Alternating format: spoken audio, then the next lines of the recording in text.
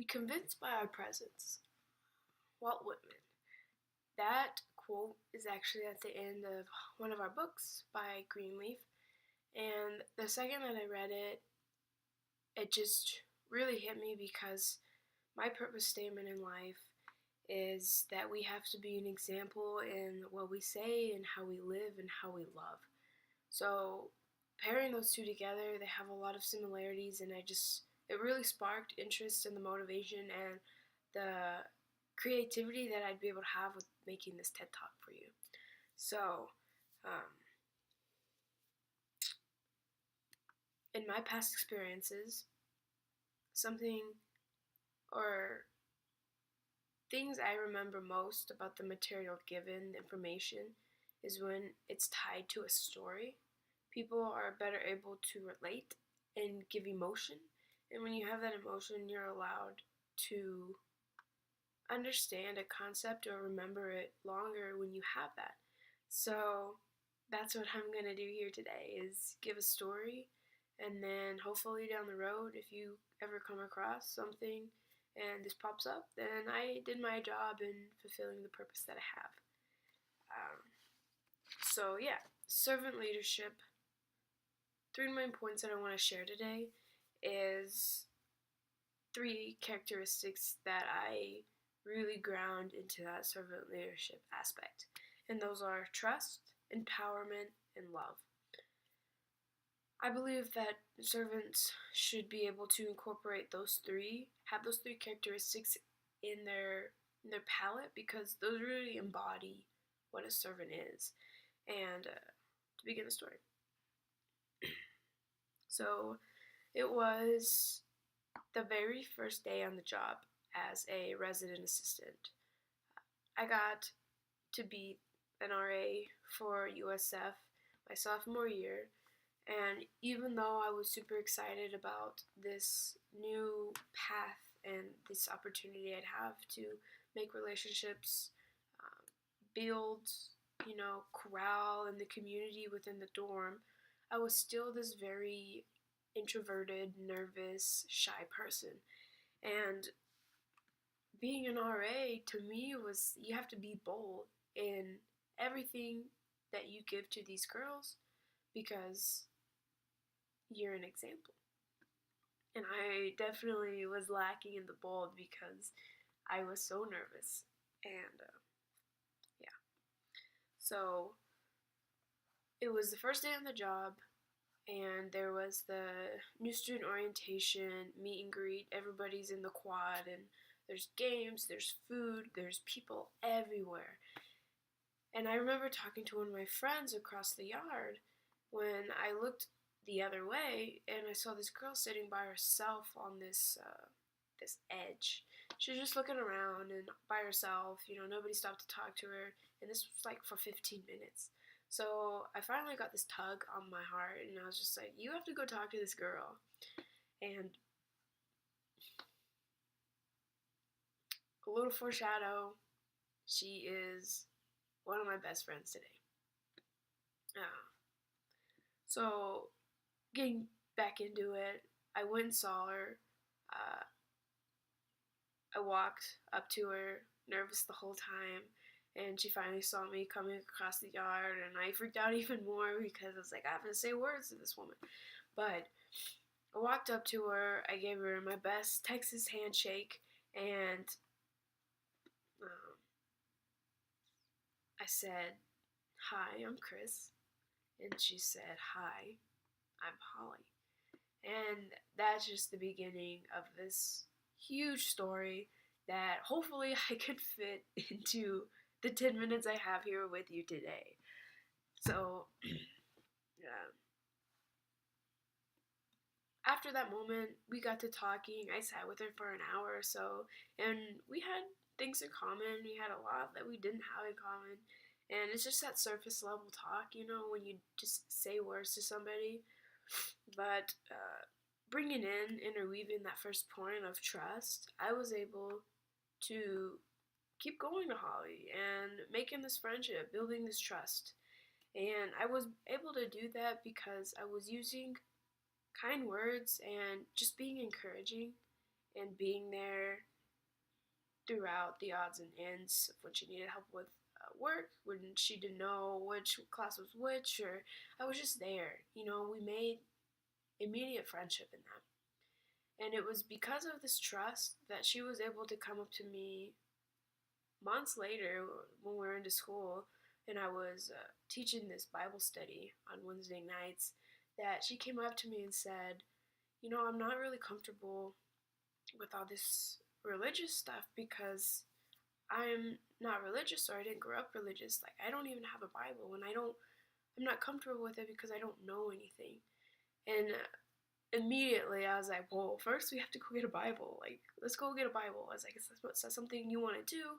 And sure enough, we went out to Barnes & Noble the next day, actually, and we got this Bible, and we were able to converse in faith and do all these things to make her feel a little bit comfortable with that.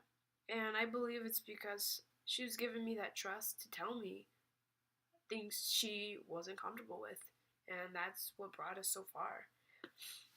Second point, middle of the story, jumping way ahead actually, is incorporating the empowerment. So obviously summer came, and me and Holly are still really good friends. She's happy where she's at. She's still learning, and I'm proud, obviously, knowing that God has a hold on her. And it's the summer, we're gone, and she tells me a little after, in that summer, that her parents are getting a divorce. And if anybody knows, divorce can either be, really friendly and people are understanding, or it can be really ugly and people are enemies and they just do the ultimate worst in the whole process. And for Holly, it was the second scenario, and it hit her really hard, and she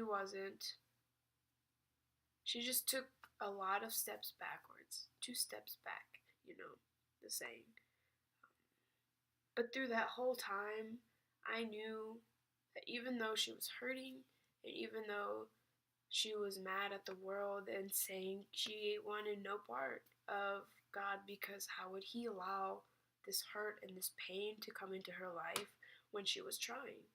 And in that time, I knew exactly what I needed to do, and that was be genuine and intentional with her and just encourage her to feel that, yeah, it's okay. I'm gonna be here. It's okay. Like, things are gonna get better in the hard times, even though I have no idea what you're going through. But I want you to know that I'm still here. And it took a lot of mending. She was still upset, obviously, coming into the next school year. And it was just a hard time. So, unfortunately, it came to her sophomore year. First, at the end of first semester, she left and she went back home. She was really hurting, and she was really a different person. You could tell, that there was this different vibe and this different personality that had taken over. And she went back home, and even though we were miles upon miles apart, I still wanted to be there for her because I knew what kind of person she was, and I knew that she needed somebody there for her through all the hard times. So obviously, I was able to just be there. And third point is I was able to show her the love that she needed. So the acceptance. And with Holly being angry and Holly not being where she was when she left, I knew that I just had to love her no matter what. And in servant leadership, it's so important to be accepting and open to every single person that comes through the door.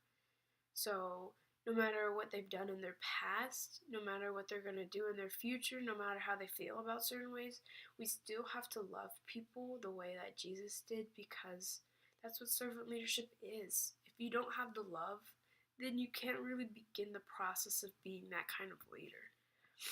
And just to jump a little, like a whole year, actually, it was October of 2018, so last fall, that I I was here home in Sioux Falls, and she was at her home in Omaha when she sends me this text saying, "Oh my gosh, I'm at this Christian retreat, and I just wanted to text you because I realize you were one of the few people who was there for me in my times of struggle."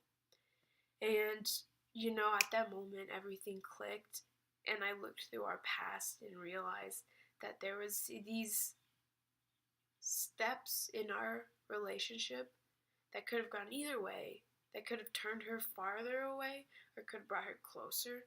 And I really think that God's hand was on that the whole time, because it allowed for me to give her these core values, these abilities to keep her on track, and to just show her what love is, what a person who is trustworthy and is able to be there in her hard times and encourage her. And I just really thought that was powerful, because even today, we jump months ahead, we still keep in touch, and she tells me about all her adventures of how she's doing mission trips this summer in California, and how she's just so excited for the future and what she's learning about Christ. And it just, it makes me feel good, obviously, because